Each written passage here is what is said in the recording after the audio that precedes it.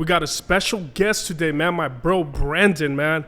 So I met this cat back in 2013 at the gym, and I was trying to get, my fitness on. I was trying to, bulk. I was trying to go from like 205. No, I was trying to go from 215 to 230, man. So I was hitting the gym, LA Fitness in Mission Viejo. And, I always noticed this cat, man, super shredded at the gym every weekend. And we had mutual friends, man. So, we started working out together. And then it became like an everyday thing. We were there from like 2 to 3 hours daily, man. We were like putting up the craziest weight.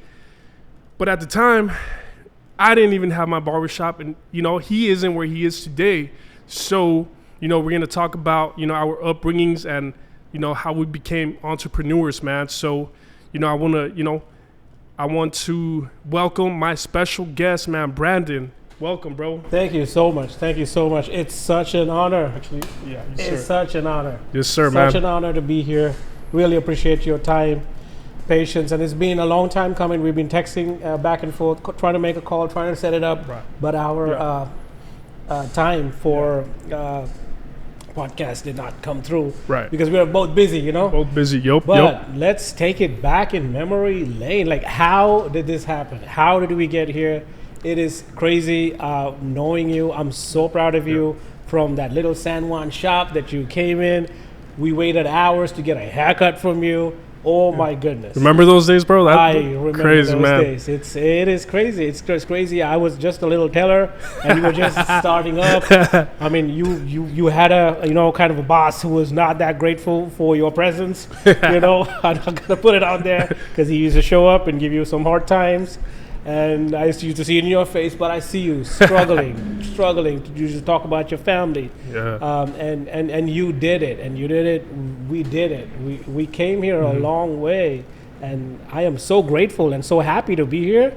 And Ambitious Edge, Alex, this is the next future, next brand. You guys have to check it out, and thank you so much. I'm humbled to be here on this podcast. Hell yeah. So we have a lot in common, man. Me and Brandon, we love working out and hitting the gym hard. But, with, being a business owner and then him having a family, he's got a little boy, sometimes life gets in the way, man, and it gets hard to, hit the gym. We have a lot in common, man. We are actually, both of us, we are immigrants. I was born in Mexico and he was born in Sri Lanka, man. My father lost his job when I was 4 years old. I'm originally from Jalisco, Mexico. That's where the tequila's born. That's where it's sold. That's where it's harvested. So if you guys love tequila, I'm from the state that actually cultivates it, all right? So, nice. So my father lost his job when I was 4 years old. We came up here just for a better living, man. Started coming to school up here, and I was in all ESL classes. Obviously, my second language is English, so, I struggled with school in the beginning, and it was weird, man. It was awkward. I was always like sometimes uncomfortable not being able to speak the language as a little kid. Sometimes kids would talk shit or look at you different sometimes. But after that, my parents ended up divorcing, so my father moved to San Bernardino. When I was, 13 years old, I moved in with him. And, as a single parent, my dad was always working, trying to provide for 2 kids, man. I have an older sibling, my sister. She's a couple years older than me. As he's working full time, all day, every day, I'm in the streets trying to hang out with the cool kids. I started getting in trouble, started, tagging on the walls and just surrounding myself with bad influences. My best friend Adolfo, man, he was a street cat, man. So by default, I started getting involved in street things that weren't good. I started getting in probation for tagging on walls. Yeah. I started carrying weapons, man, in high school. This is real talk. Like, my best friend Adolfo, he used to give me his gun sometimes so that I could hold it because he was in gang injunctions. So for those of you that don't know, if you're caught with another friend that is gang related, they'll get in trouble and then they'll probably get arrested. So I had the clean record. So sometimes he would come to my house and drop it off. Things like that, getting into fights at school with, other groups. And I remember one day his sister got threatened by somebody that, wanted to cause harm to her. Right. So we pulled up to the party, man, with the sawed-off shotgun. And now I'm 15 years old, man, running away from the cops, undercover cops with the sawed-off shotgun.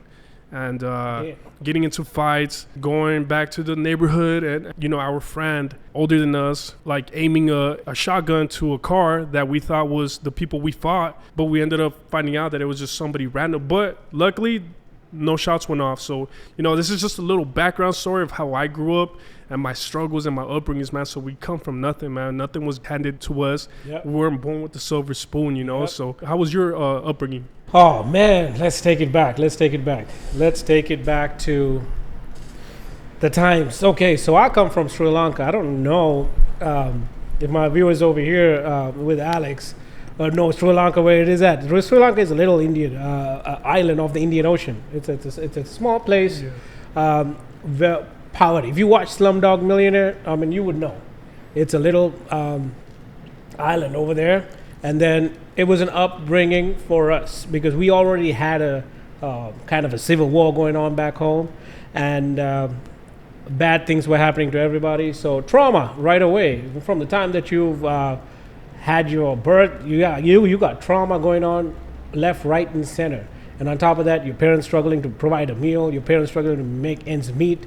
It's not easy. So my parents passed away, unfortunately. Whoa, what? Yes. I'm sorry, bro. Well, my dad, when I was 14 years old, and my mom, when I was like 20, 21, that's when they passed away. Wow. Dad, through a tragic situation. Mm-hmm. So I had, ever since I was a kid, I would fend for myself. Wow. So when I was 21, 22 years old, I need to get out of here. I need to get out of here. Yeah. I need to go somewhere. Yeah. And what worked for me, like there was some relatives in Australia. Just speak into the mic a little bit. There was some relatives in Australia that wanted to take me in, but they couldn't do the visa process. Yeah. So I ended up applying to the U.S. And through a sponsorship program, through school, I ended up coming over here. And I came over here in 2008 to Wichita, Kansas, with $300 in my pocket through some sponsors who just gave me some money to come here with a one-way ticket. Yeah. It's crazy. But when I was growing up, I always thought like I didn't have a future in the country that I'm in. So I just thought, wherever I go, the American dream is there. I'm going to go to America and try to make something happen for me. I don't know how. I don't know how I'm going to do it. But I said I'm going to do it no matter what. Yeah. So I landed in Wichita over there in Kansas. I didn't go to school because I had to work 3 jobs to pay for international school fees. It's so high. And then I ended up coming to California to get my green card going. Yep. So what I did is like I went to the judge and I said, I don't have anywhere to go to. I don't have a home. Please accept me into the United States and put me through a green card program that will get me to the place that I want to go in life, and I don't want to be abandoned anymore because I've already been abandoned by my not by my country, but my parents passed away and all that stuff.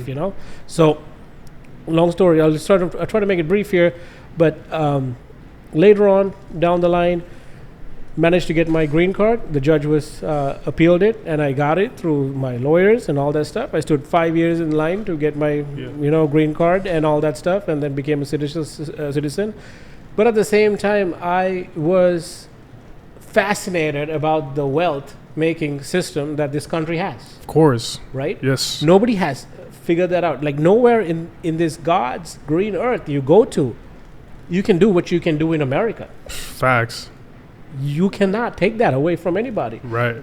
You can stand here and protest all you want to that we have the Easy. baddest country ever. Yes. No, that's not the case. I came with $300 in my pocket.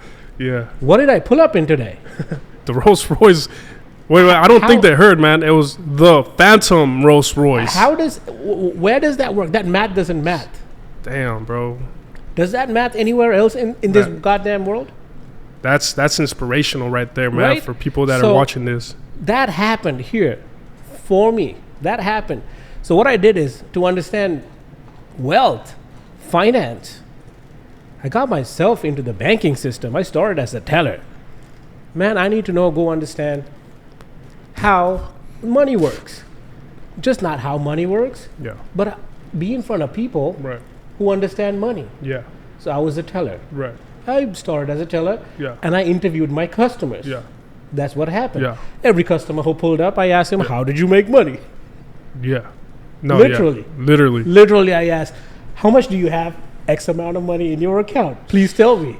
And what was the client's like? What was the client with the biggest bank account that you saw, and working as a teller? I saw a client close to about. I'm not in the bank anymore, so I can disclose all of this stuff. Okay. Close to about 750 million. God Liquid damn, cash. that's crazy. Almost you could say $1 billion. Almost there. 300 shy, like Yes. 200 shy. I asked the dude, "Hey, Mr. Customer, Yeah. how Yeah. how did this happen?" He said real estate. Wow. I was like, okay. So that clicked, Yeah. and I was like, I need to go get me some real estate. And how old did this gentleman look? Under 50s, 40s, and 50s. Wow, that's crazy. Yeah, they never ID'd him or anything, but Yeah. like he was there. Yeah. Of course, there was Yeah. some transitional trust funds and Right. people helped him out and all that stuff, but man knew the game. Man knew the game, man, and he gave you one bar, real estate. So let's take it back a little bit. I want to talk about how we met, man. We met. Obviously, I mentioned it in the gym, working out. That's right. You were on your fitness stuff, right? At the time, you were competing. You were there every day, Right. couple hours a day. You were competing too, so you had to cut Right. weight. You had to be on your meal preps, Yeah, and you yeah, had a yeah. coach that was on you. All the Like time. I remember too when we met. I remember you talking about receiving your green card at the time, right? Yeah, it was around that time. At that time, yes, Yup, they gave I- me my green I card. remember after that. 5 years. I man, remember it you was talk. I remember you wow, posting that. I'm home. you Yeah, know? I remember. And so at the time, we were both working under somebody. We were both employees, and you were working as a teller. So how was your life in that stage of your life as a teller? To be honest, like the way I became a teller, I went to a Goodwill store to buy my first suit to go to the job. Yeah. It was $13 and some change, right? So Yeah. I went to the Goodwill store, Yeah. got me literally a suit to become a teller. I got hired on the spot, Dang. and then I didn't have a suit. They was like, "You need a suit to come work here, Yeah. bro." I would have had $50 in my bank account. That's crazy. And how are they talking? Or like, what are they like? Well, wait, what? You gotta wear a suit over here? Because first thing that I was just thinking is like, oh my god, like I thought like, oh, I've always been in retail, like restaurants and serving jobs and all this stuff, but I never knew that you gotta wear a suit. So, anyways, I walk in with a raggedy suit. It is so bad. it was like 3 sizes bigger than you. Yeah, it's 3 sizes bigger than me. I had 2 buttons up, and people are clowning me and all that stuff. So I get in as a teller. I passed, and they liked my personality, and they knew that there's something behind me. There's an itch. There's sales. There's something in there. So they gave me the job. So Wow. I was so appreciative of that bank. I don't think I can drop names in the name of the bank, but they gave me the job, and the manager at that time they gave me the job and all that stuff. So So that right. was that the first bank that you applied at that you got hired in? That would be correct. Yes. Ooh, similar Yes. with me. Yeah. So- First job ever. First job. So for me, it was like the first barber shop that I went to get apprentice. Same thing. You know, Right. I went in there with confidence. I went in there already cutting hair in my garage. I already had my tools. I already had my clientele, man. And That's right. and I pulled up with confidence. I was a little nervous. I'm not gonna lie, but I walked in there like I knew what I was talking about, and I got hired on the spot too, man. Yeah, So yeah. that's dope. I almost lost the job the first day. I'll tell you that. What? How'd you do that? Because I was $1,800 short because I gave money out too Oh much. my god! On 'Cause your I- first day, that's on my first day. crazy. But the manager at that time Yeah. saved me and said, "You know what? You're a good dude. There's so much potential in you." Yeah, And then after Yeah. that, 10 years with the bank, yeah. I went up to a banker. I went up to got my series, my licensing for stockbroker and all that stuff. And I kept on going up the ladder. And then Yeah. How long did it take you from being a teller to scaling up to what was the highest position you got as a banker?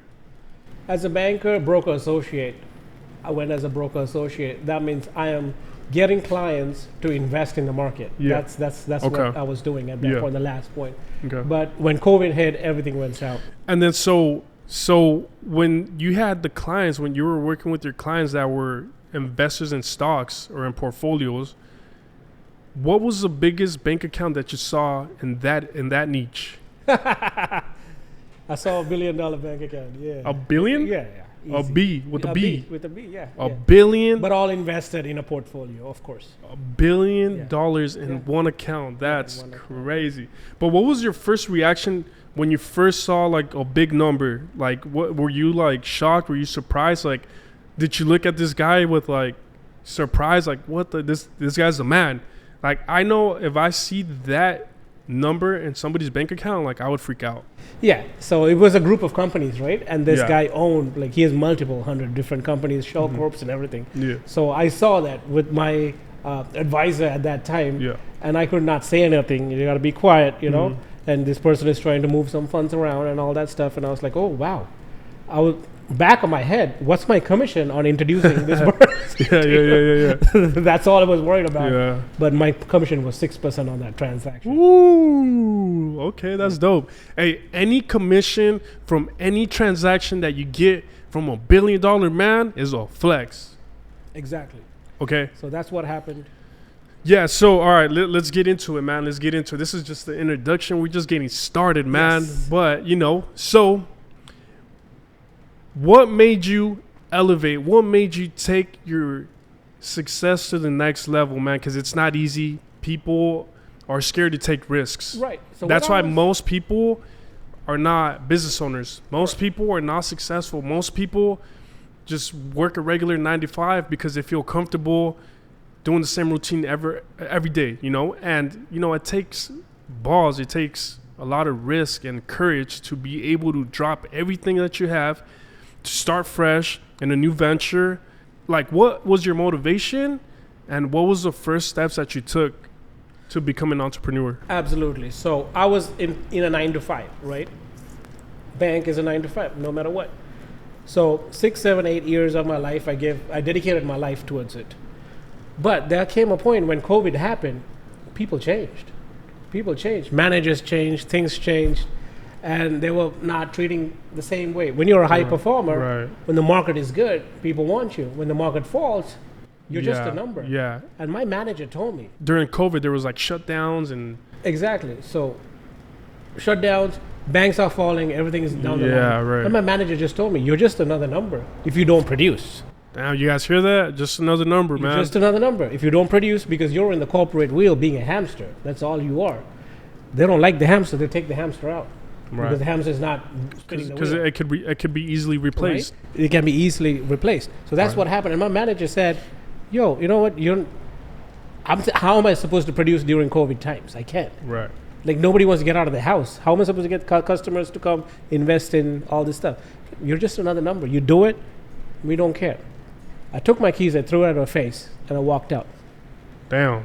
January 19, 2021. Ooh, he still remembers the day too. That's cold. I walked out.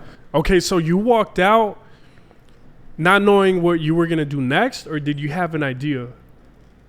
I had an idea. Okay. I'm always with a plan. Yeah. You know, at that time, I was watching the markets for used cars. Okay. Used okay. cars were going up. Yeah. I was like, what? Why are used Yeah. cars going up? They Chip were. I shortage, remember. right? I remember. Yep. Chip shortage. So they were like, chip shortage. Let's do something with the used market of the used cars. Yeah. So my wife tells me, you like flipping cars. Why don't you try flipping some cars? So I started in my garage. Crazy thing, you know what? I cashed out my retirement plan. Wow. That's It's crazy. do or die. So he went all in.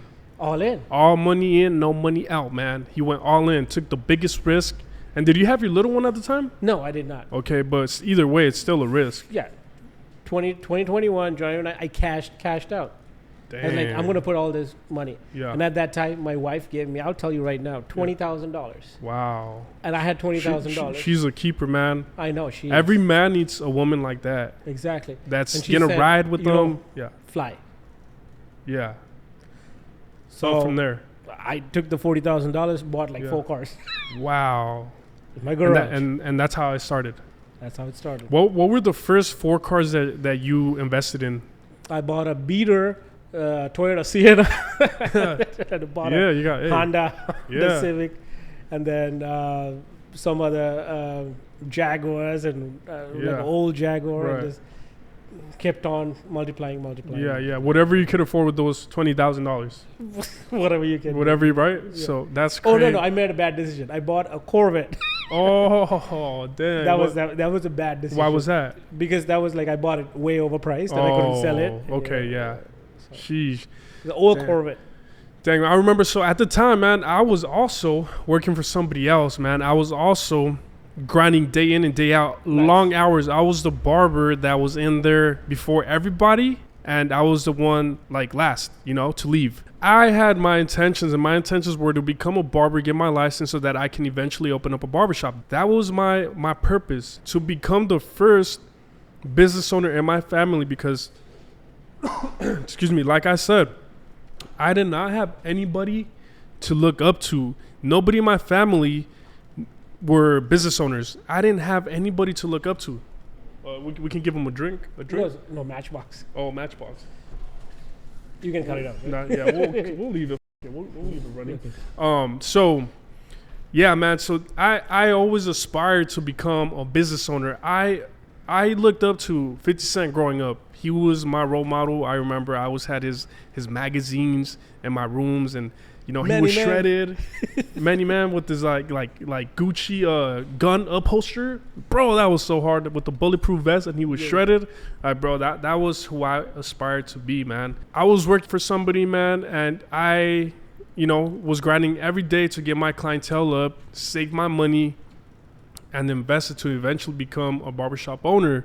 Along the way, I started reading and educating myself on, entrepreneurship. I started reading books on branding. I started reading books on corporations, on EINs, business accounts, and how to structure, your business. And I read a lot, man, and I'm gonna take it back to where he was talking about the tuxedos, you know.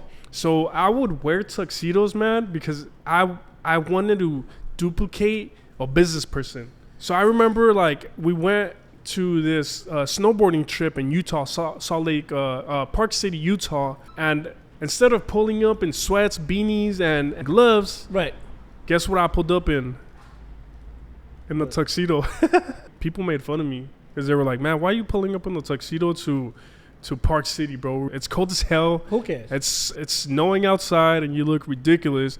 In my mind, bro, I was like, "Man, because I'm a business owner. Like, I'm a boss. Like, I was attracting that. I was instilling that in my head before I even became a business owner. That's right. I was manifesting it. I started educating myself, and as I was doing that, I started also investing in mentors. I remember Damon John had an event. For those of you that don't know, he's the owner of Fubu back in the day, the clothing brand.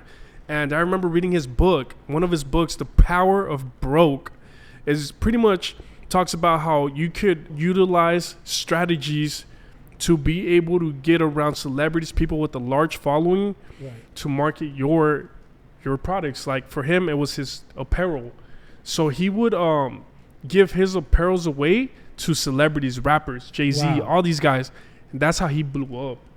And so to me at the time, I was making my my apparel for my company, Right. because I started my brand because I knew I had to create a brand to tie that up with my barbershops. So, I came up with my logo. I started going to barbering events. Right. I started networking with all the, the business barbers that had their barbershops, like the big dogs, celebrity barbers. I was like one of the only ones in the shop that was moving differently, that had his like branding, that was selling shirts out the trunk, that was cutting all day, all night. I was competing. Right behind this camera, I got 1, 2, 3, 4, 5 trophies that I won from competitions. Nice. And then I have another one at the other shop. So I was just always growing. I was always learning. I was always seeking knowledge. I was always putting myself in uncomfortable positions, right? And I remember just one day, man, I was like, you know what, like, it's time. Like, I have enough money. There was another gentleman that had opened his barbershop. He opened his shop up, and I was like, you know what, like, if he can do it, like, I can do it. You can do it. You know, so That's right. I started scouting the cities, towns from San Clemente all the way down to Irvine and every plaza in between, man. I swear. I was driving through everywhere. My first location that I wanted to open up was San Clemente. There was nothing available in this town because this town is very affluent. There's a lot of business owners. If there's any spaces available, they're gone in seconds because everybody wants to live in this town. There's a lot of money and it's a safe city. Obviously, you know, things can happen anywhere, but the weather, we're right next to the beach. You know, this is prime location, prime weather and everything. I didn't find any spots, so I kept going up north, like San Juan, you know, Lake Forest, like Laguna Niguel, like everything in between, bro. And, you know, I was putting, you know, there was some places that I liked, and I was putting intents to lease, and I was like emailing the agents and everything. And I would go up and actually go inside the spaces to check them out, get my measurements in, talk to my contractor that specialized in building barbershops. And for some reason, man, things would fall through. Either they would switch agents and then the other agent wouldn't communicate back, or sometimes they were just looking for specific businesses for that specific area. And I went through like 8 different rooms where I physically went inside to take measurements. And I remember I came back to town. So, you know, nothing was working. I came back to town. I found one that I liked. You know, the agent wasn't communicating with the landlord. So I went in there. I even took my contractor to take measurements, take pictures. He drew in like illustrations. We were about to sign the contract. And then the agent was like, hey, man, I apologize. But the landlord didn't tell us that he had given an existing tenant in that plaza that room to downsize. And bro, I was like, no way, this can't be happening, right? But to me, I was like, in my head, I was like, before I even got started in this journey of searching for barbershops, I knew that I wasn't gonna give up until I got it, right? So I didn't care if it was gonna take me 10 times, 50 times or 100 times to try it. I just kept going until I came back to San Clemente. I didn't find anything up there, so I came back. I was like, man, this is my last straw. Like, I'm gonna check San Clemente one more time because this is the city that I really wanted to open up. So I started from the very end of the city, and I was driving up El Camino Real. Boom, boom, boom, boom, boom. I found a couple spots. I called them. And, you know, they either wanted too much or was too much of square footage for a barbershop. So I kept coming. And then I was driving down. I remember it was dark. And I was driving late at night. And I see a sign right in front of this shop. And then I see another sign 2 doors down. And 2 doors down was a salon that had gone out of business. So, boom, I called the landlord the next day. For some reason, I had a feeling like this is it. Like, when I saw this spot, I was like, this is the one. So I called my landlord, or I called the landlord. We started, like, you know, signing contracts. By then, I had already, you know, a brand. I had my corporation. When we were negotiating, the landlord wanted me to take the salon. That would have been the easiest route because it was already licensed for that business. So I would have skipped all the hassles of getting your licenses, business licenses, and all that. If I would have gone that room. The reason why I didn't go with that room is because this shop was the one I wanted, because this one is in the center of the intersection. There's a barbershop right across the street from us that if there's clients coming in and out, they could see us. So that was another play. When the cars hit a red light, they're parked right in front of my shop, so it's better visual. I had hired a consultant, a commercial lease consultant. Check this out. This is a crazy story. So as I was reading and studying books on how to, you know, sign the best negotiations for a commercial lease, I read the book, right? And I still did not get it because the commercial leases it's a different language. I didn't understand it. So in the back of the book, there was the author and his contact. It said, if you have any questions or need any help, call me. I called them. I called them and I told them what my situation was. I told them I'm young, but I'm ready to open up a barbershop, and I need your help to help me get this spot. Right. So he helped me. He introduced himself to the landlord and the management that he was gonna represent me as a consultant, Right. to get this lease. So as a landlord, you're seeing obviously, as a landlord, you want the best tenant in your area, right? So I'm already competing against existing businesses that want to come and take this location up, right? That I already have the proof of concept. But they also saw a young kid that had heart, that knew what he wanted, that came in with a brand, with a corporation, hired consultants to handle his leasing. Right. So they said, man, this guy really wants it. He knows what he's doing. It wasn't that easy getting the spot. I still had to put my foot down, and I pretty much, like, they were kind of taking too long. So one day I was like, you know what, like, I'm not here to waste my time. It's either they're gonna pick me or I'm gonna go somewhere else. Regardless, I'm gonna get my shop. So I emailed them and I told them, hey, you have till tomorrow 12 o'clock to give me an answer. If not, I'm walking away. Bro, next day they hit me up. Hey, the landlord accepted you. Bro, I was so happy. There you go. That Power of negotiations. The power of negotiations and just taking that leap of faith, man. The art of the deal. The art of the deal, baby. Bars right there. Bars right there. Oh yeah. Let's go. So how did you start, like, with the 4 cars? Like, how did you start? Did you have a lot? Did you do it out of somebody's garage? Yeah. Like, how did that happen for you? So this happened as soon as I walked away from my job. I said the only thing that I know is cash flow, because during COVID time it is cash flow. So you got to go to a cash flow business. What's cash flow, guys? Let's break it down. Cash flow is this: you want transport, healthcare, or real estate, or you also have food. Food is a hit or miss. Yeah. Healthcare, you need powers to get into. Yep. And real estate, you need money, of course. I mean, it works, yes, but it's a long-term game. But what's fast? Transport. What part of transport are you going to get into? Buy and sell cars, literally. Right? So I thought, okay, I need to keep the lower middle class moving. I need to keep the upper middle class moving. Yeah. Let's get these people moving, because the interest rates are higher. All this stuff is like all the way the place. Yeah. I understood financing because I was at the bank. Yeah. And now let's put 2 and 2 together. I know financing. I know a little bit of cars. I don't know much about cars, what sells, what does not sell. But I was like, okay, let's make this happen. Yeah. So I went and I said, you know what? I'm going to sell cars. It is the most not great, frowned upon business that you can ever get into, because nobody car dealers, right? Yeah, right. So I mean, if you're a car dealer, you're like some kind of a crook or something. yeah. You know, it's got a bad rep too, right? It's got a bad rep for no reason.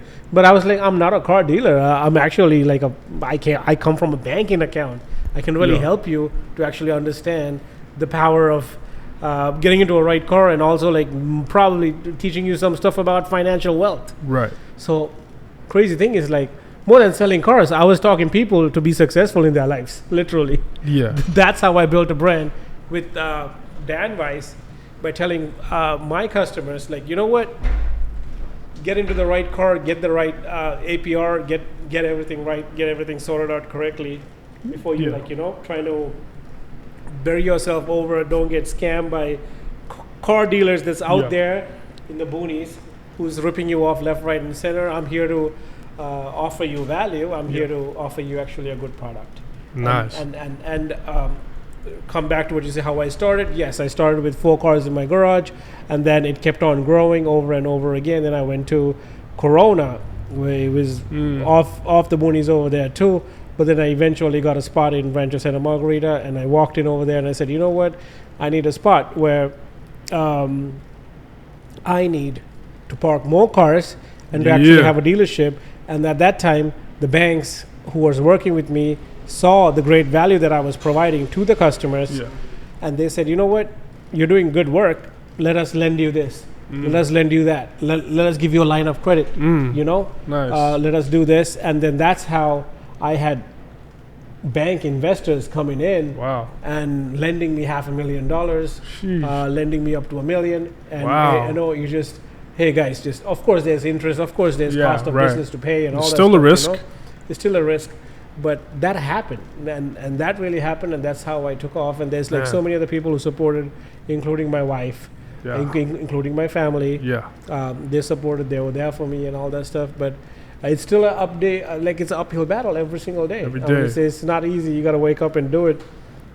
It's going. yeah. It's hard regardless, man. And life is hard regardless. Life is hard for the homeless.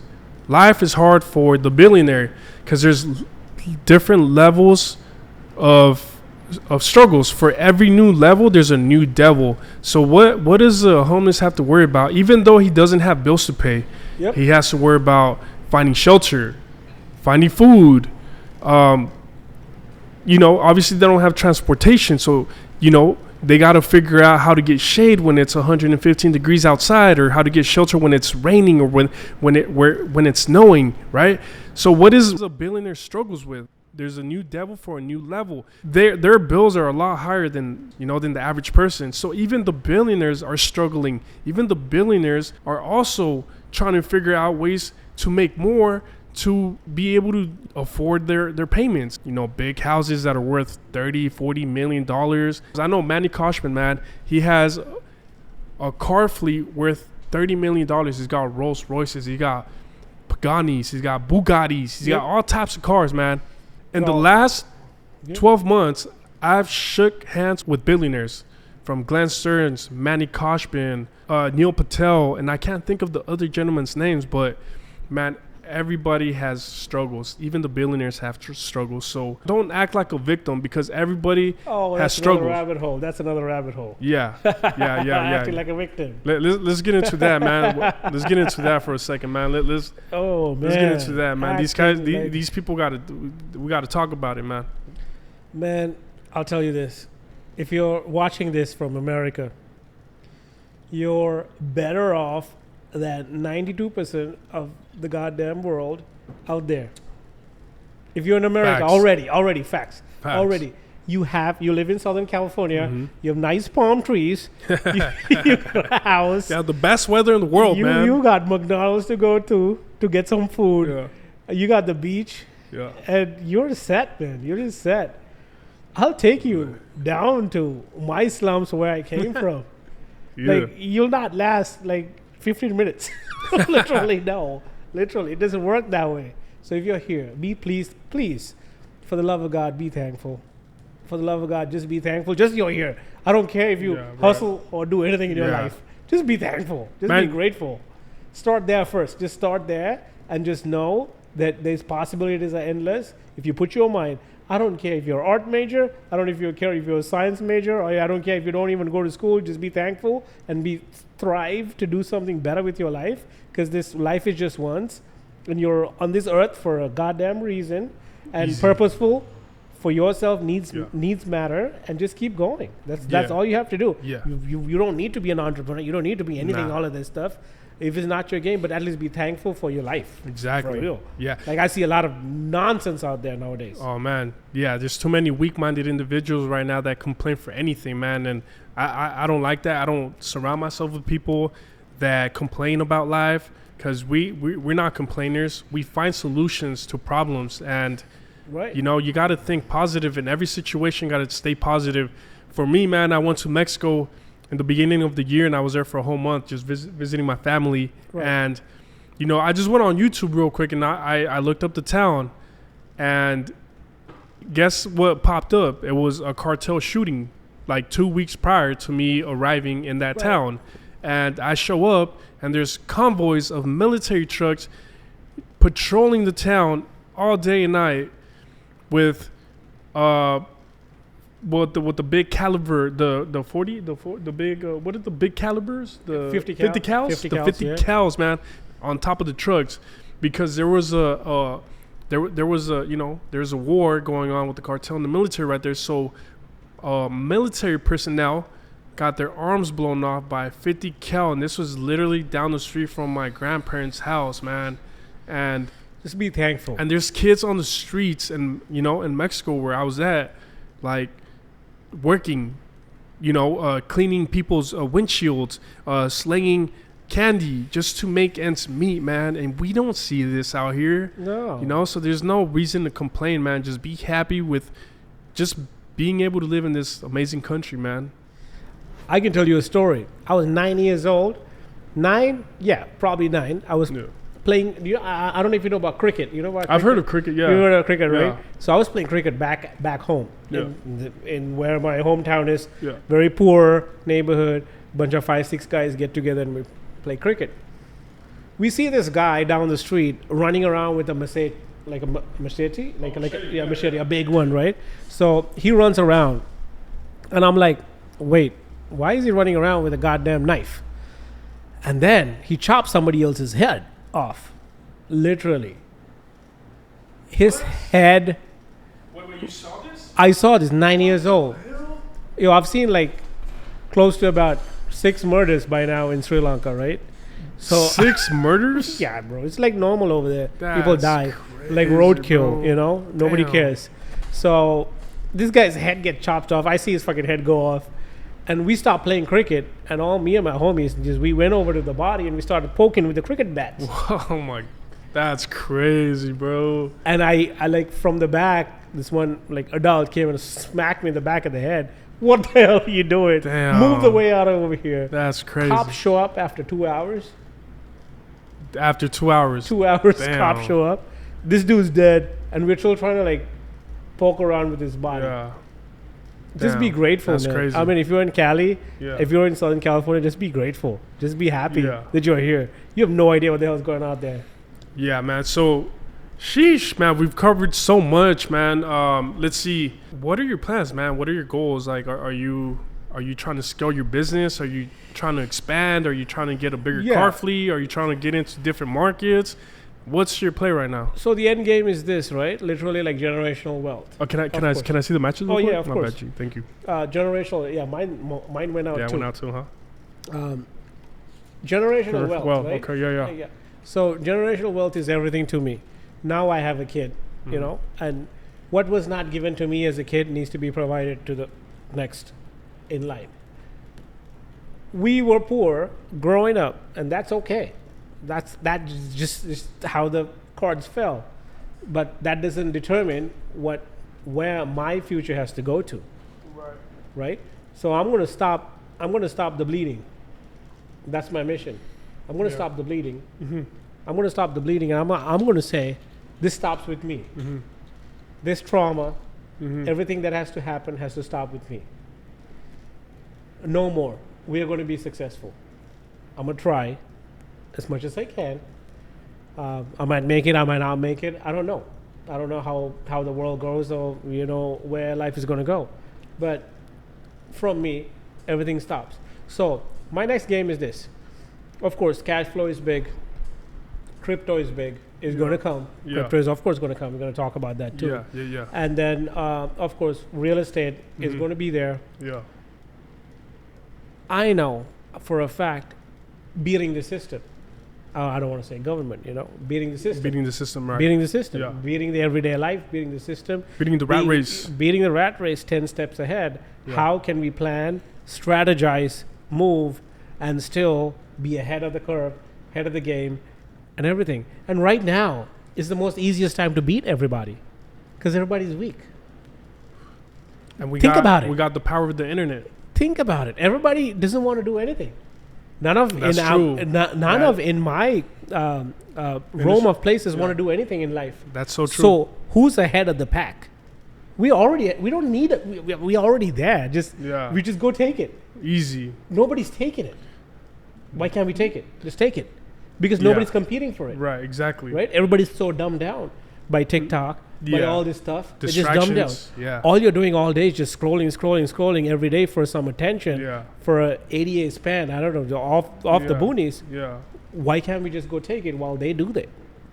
Well, the ones that are locking in, the ones that are putting in the work, the ones that are It's making the easy. sacrifices, the ones that are investing in themselves, the ones that are reading books, the ones that are listening to podcasts, Yeah. the ones that are locked in and trying to do the work, not going out to bars, not going out to clubs, not Right. wasting your time and money on women when you should be studying and reading books and, you know, working on yourself is a priority that everybody should be making. But instead, they're wasting their time on dumb things, man.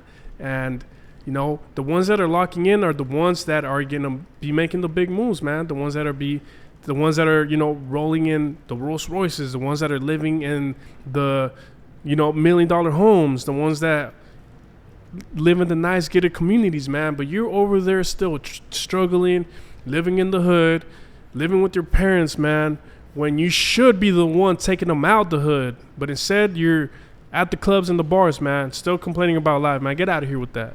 Because it's easy to be the clubs and the bars, right? Because it's an easy satisfaction just to be there. Don't get me wrong. I like the clubs and the bars too, to de-stress. Of Yes, course. right? But if you're there, if you don't have your priorities stressed out, what are you doing there?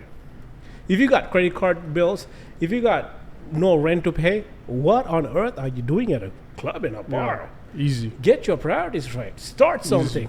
Yeah. If you can start something, do something good to be on the hamster wheel and just do it better on the hamster wheel. That's Yeah. okay. Yeah. Nobody's looking down on that. And we're not even saying you have to be a business owner, man. If you work in McDonald's, be the best McDonald's employee in the whole company. If you're working at AutoZone or Starbucks, make sure you're Exactly. the best coffee barista in that company. Exactly. That's all, man. I'm Be a- the hardest worker in that company, and that will take you far. I'm going to tell you a story of what happened to me back in 2011. I'm going to tell you. I was working at 7-Eleven because when as a Sri Lankan or Indian, when you come here, only place you got to go and work at is goddamn 7-Eleven, right? So I started right, at 7-Eleven. true, yeah. I started at 7-Eleven. I have no money to eat. You know what I did? You know the little pizzas and the chicken wings they throw away in the trash? I went and eat those.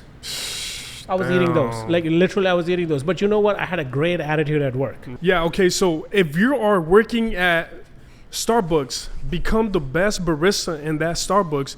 If you're working at Amazon, That's be right. the best employee at Amazon. We're not saying that you got to be an entrepreneur, a business owner, because Exactly. it's not meant for everybody, and that's okay. But whatever you're doing, man, be the best at it. Let me tell you a story about what happened to me being the best at it, what you just said. Yeah. When you come to the United States as a Sri Lankan or an Indian or any immigrant, your options are so slim to nothing, right? So I worked at a 7-Eleven. And when I was at 7-Eleven, man, it was so tough. I didn't have food to eat. I was eating out of the trash. You know those pizzas and the wings they throw away at the end of the night? I went to the back and I ate it and nobody even knew that.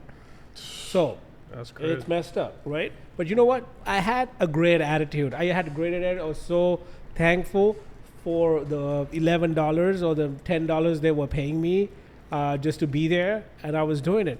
But I worked 3 months max, 4 months, but something changed my life. I'm gonna tell you that story right now. What happened was that 3 months, I greeted everybody who came in. And I had a great attitude. I didn't complain about the job. I didn't complain about anything. I helped everybody at that North Hollywood store at that time, 7-Eleven, right? So there was this lady who keeps on walking in every single morning and getting coffee. And she said, I like your smile. I like your smile. I like your Yeah. smile. First of all, I thought she was like hitting on me. I was like, no, she was not hitting on me. that was different. But she said, you have great customer service skills. I was like, oh, thank you so much. Here's your coffee. And then I'm like, $2.99. I ring her up, she goes. 4 months later, she said, you know what, Brendan, you don't belong here. Wait, what? Whoa. What do you mean? I don't belong here. She opened your mind up. She said, you're better than this. I was like, well, wait, I just love my job. I just like being better at what I'm doing. It's 7-Eleven, but I have a good attitude being here, you know? And she said, you know what? Give me your resume. I have nothing to put in a resume. Literally, I have nothing. I just printed out something and she gave me an email. I sent it to her. Next thing you know, she is the VP or the VP's secretary at a health company Wow. in Sherman Oaks Whoa. in a high-rise building, and then she gave me a job. Wow. That's dope, man. That's so That cool. just changed my life. So I went from 11 to like $20 an hour, like double up. It was because they saw your value. Exactly. So Good I energy. was there for about a year or two, and I was on my, I was like making phone calls and all that stuff. But I was in a corporate office in less than 3 months. Yeah, but you were working hard. You were working hard. You had a good attitude. You greeted customers, great customer service. People saw value in you, so they, by default, man, you're gonna just, you're gonna attract people, Yeah. and you're gonna, by default, take it to the next level. And if you're at a drive-through, pick up your goddamn attitude. Literally. That's going to save your life. Literally. Just don't show up like you don't want to show up anywhere. Like, don't show up like you just exist for someone else's reason. Just show up for your own reason. Yeah. Like, what is wrong? Like, you exist. You're a human being. You have a purpose. Have some purpose to your life. Have some pep on your feet. Come on, man. Like, how hard is that, man? How hard is like getting up and just doing something that you have to do? Yeah. You know? And man, I want to talk about crypto. You mentioned crypto, man. I have this friend, bro, that every time he would come in to get a cut, he would always tell me, "Yo, get on crypto, get on crypto." Right. They're like, "Yo, download what was it, Robinhood?" They're like, "Download Robinhood and buy Dogecoin." Right. And at the time, I want nothing to do with crypto, but he just kept bugging and insisting. One day, I was like, "All right, bro, I'm gonna call you after work so you can walk me through the steps to invest in this, or else I'm not gonna do it." Right. I get home after work, I call him, and I was like, "All right, bro, like, all right, so I'm ready. Let's do it." Bro, I dropped like $1,500 on Dogecoin at the time. It was low. Yeah. It went up at its highest peak to $15,000, bro. $15,000. Right. Crypto. You got to Yo. understand about crypto. It's digital, right? Right. If you have time to spend swiping up life, left and right and center, you know the trends. That means your mind is programmed to trends, right? Right. Apply the same trends onto crypto, Yeah. right? So let's say if a coin is going this way or that way or downwards, you literally spend here watching memes and reels, Right. which is trending, which is popping, and that hypes you up, right? So move that same mentality onto crypto. So when you move that same mentality onto crypto, you would see that this crypto is going to pick up. All you have to do is go and read the news about the crypto. Pay attention. Kim Kardashian dropped something. You're out there reading nonsense out there. Yeah. Does she pay you? She doesn't pay you. Right. Kanye West is doing nonsense. He pays you. He doesn't pay you. Right. Why can't you research your own crypto coin?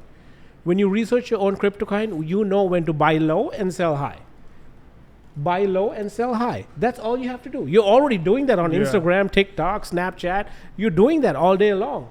Why don't you take? Yeah. So how much time do you invest in crypto?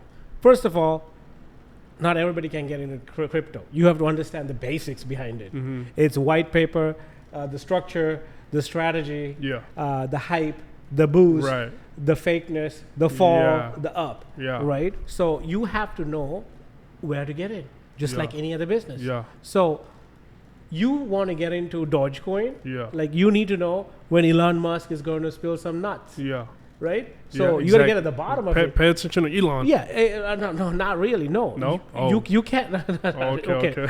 Just don't miss the train. Don't miss the train. Okay. If you're hearing about it, don't invest. Okay. Yeah, because it's too late. It's too late. It's too late. If you're hearing about it, don't invest. Yeah, right. You have to invest when the noise is not there.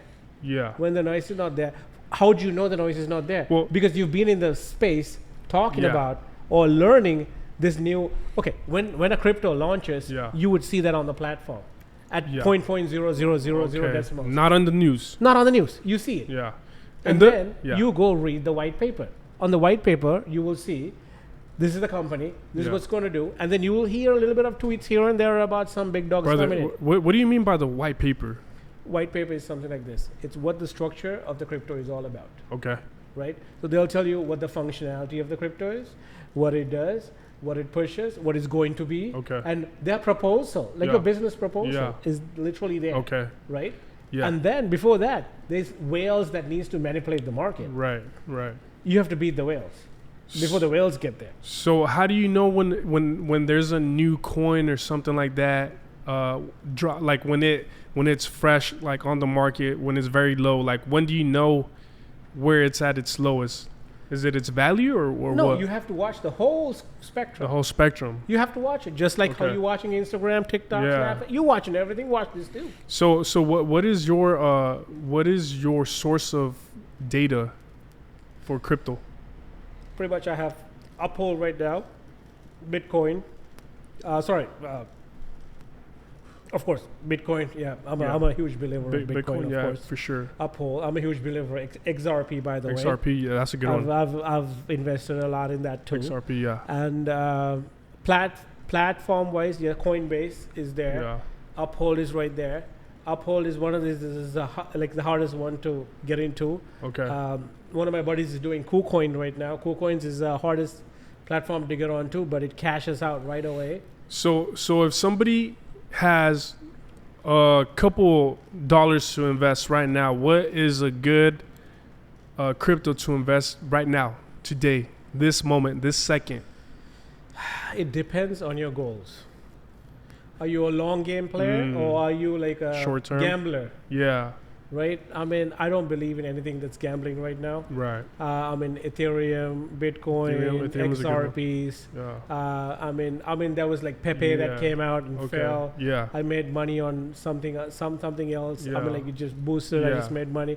It just, you have to understand. Literally, you have to be in that space. Yeah. Watch everything. Just Yeah. watch. Go to Reddit. Do your research. Yeah. Go to YouTube. Listen to stuff. Yeah. It's very that simple. Yeah. You just can't take all the energy that you're taking away watching nonsense and just put it into something Yeah.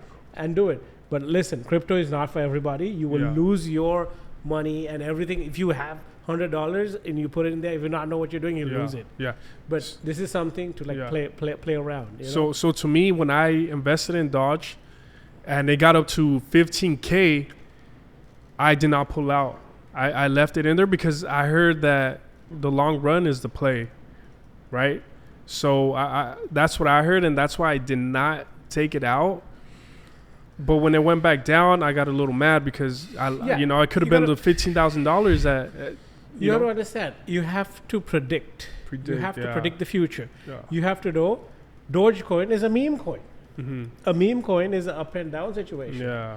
Now Ethereum and Bitcoin and all this stuff like mines all the time, and you're just fine doing. So are being those there. meme coins too, or Doge was a meme coin. no? Bitcoin. Bitcoin is not a meme. What coin. is it? No. What is it considered? No, that's a stable coin.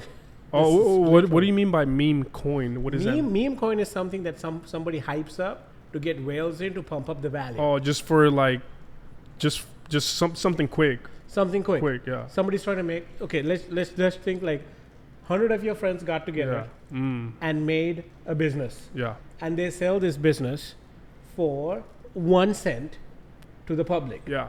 And 100 of your friends go and advertise this business. Advertise it, yeah. And they tell this business is going to be the biggest thing ever. Yeah.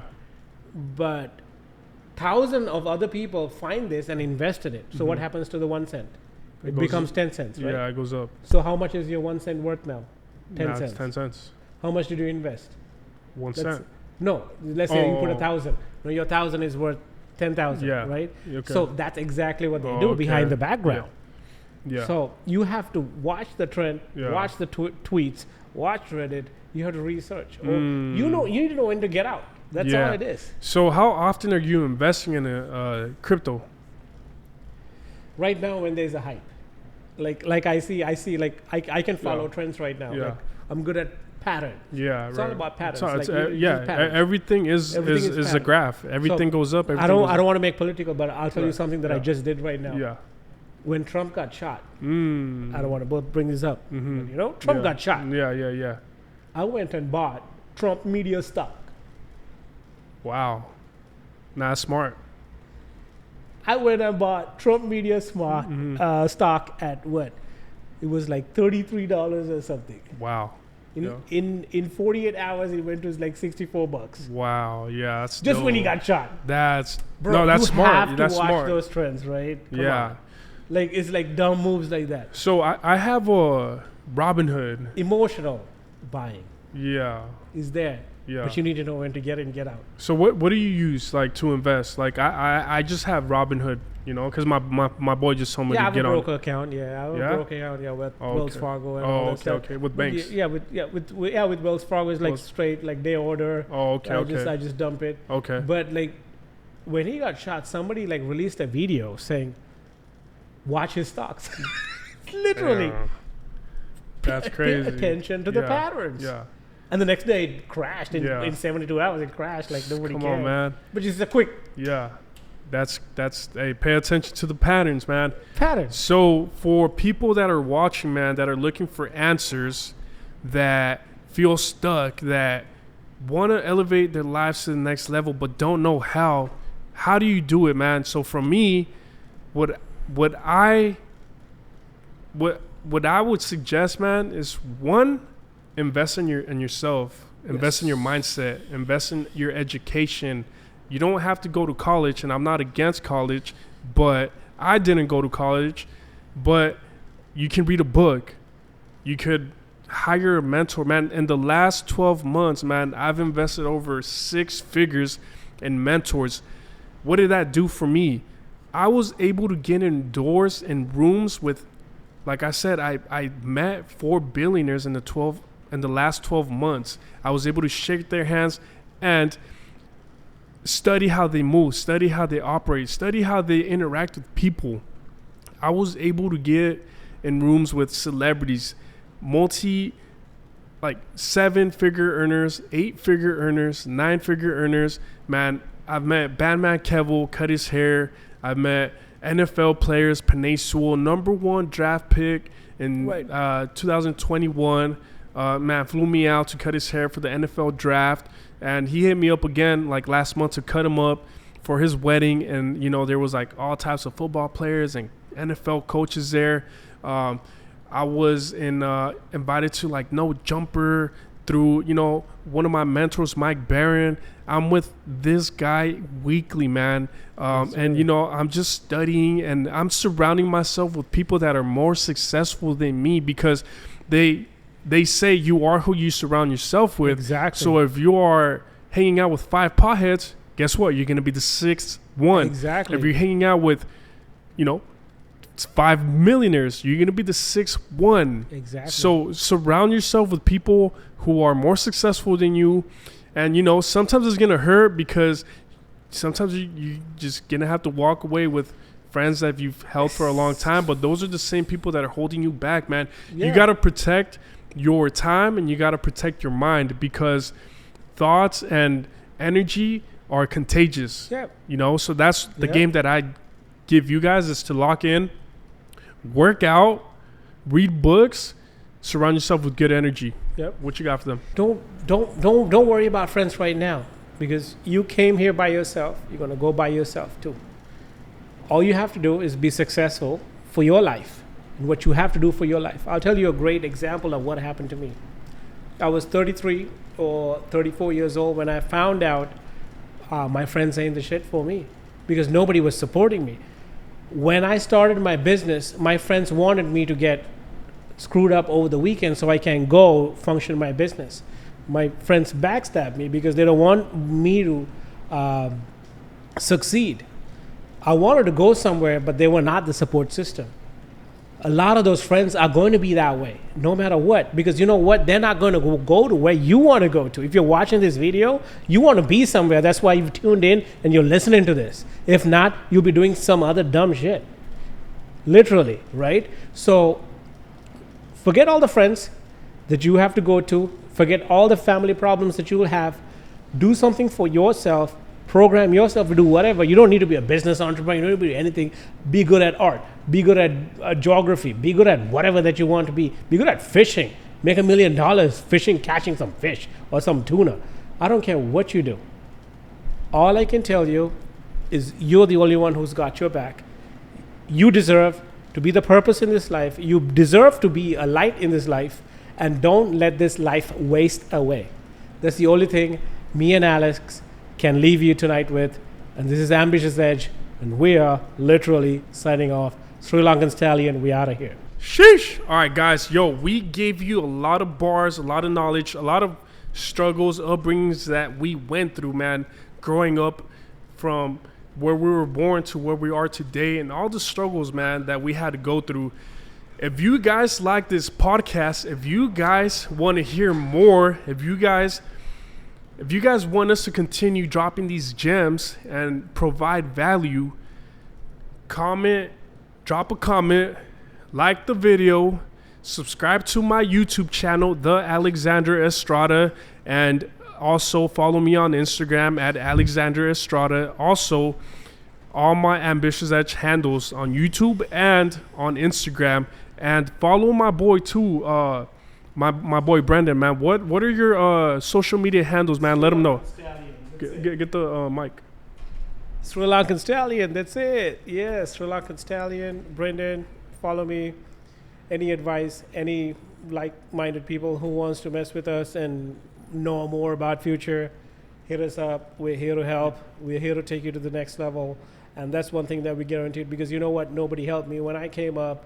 And you know what? We got something to give back. And we will do everything in our mighty power to inspire the next generation that's going to come and do this for us too. Yeah, let's go. And like I said, if you guys are looking to purchase a vehicle, man, hit my boy up, man. He will hook you up.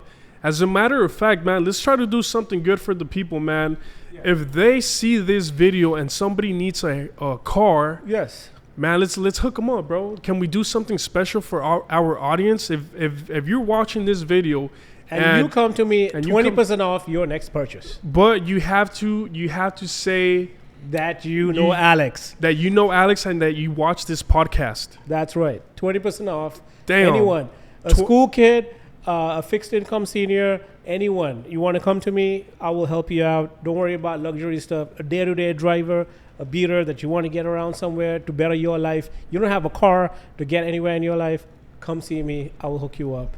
And if you can't get qualified, I will personally lend you through my financing program. Hey, let's go, man. All day dropping gems, man. We're here to help you guys from mindset to entrepreneurship.